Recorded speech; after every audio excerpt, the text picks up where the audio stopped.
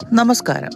ഇന്ന് നമ്മൾ കാണാൻ പോകുന്നത് വീട്ടിൽ തന്നെ സുരക്ഷിതമായ ഒരു ടയർ എങ്ങനെ മാറ്റാം എന്നതാണ്. പലർക്കും ടയർ പഞ്ചറാകുമ്പോൾ പാനിക് ആകുന്നതാണ് ശീലം. പക്ഷേ ശരിയായ രീതിയിൽ ചെയ്താൽ ഇത് വളരെ സിമ്പിളായ ഒരു ജോലിയാണ്. ആവശ്യമായ ടൂളുകൾ ആദ്യം നമുക്ക് പരിചയപ്പെടാം. ആദ്യം ജാക്കി കിറ്റ് പരിചയപ്പെടാം. കാറിൽ സാധാരണയായി ഉണ്ടാകുന്നത് ഒരു ജാക്ക്, ഒരു വീൽ സ്പാനർ, ഒരു സ്പെയർ ടയർ.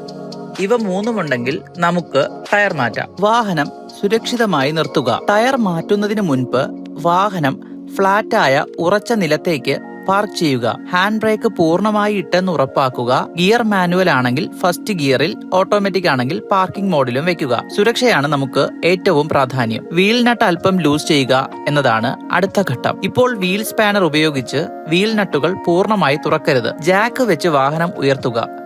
ഇപ്പോൾ ജാക്ക് എടുത്ത് വാഹനത്തിന്റെ അടിയിൽ കാണുന്ന ജാക്കിംഗ് പോയിന്റിൽ ശരിയായി വെക്കുക. പിന്നെ ജാക്ക് പതുക്കെ കറക്കി വാഹനം നിലത്ത് നിന്ന് ഉയർത്തുക. ടയർ പൂർണ്ണമായി നിലത്ത് നിന്ന് മാറണം. സ്റ്റെപ്പ് 5, ടയർ മാറ്റുക.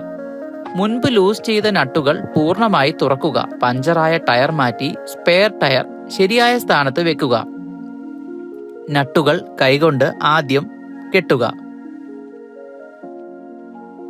വാഹനം താഴ്ത്തി നട്ടുകൾ ടൈറ്റ് ചെയ്യുക.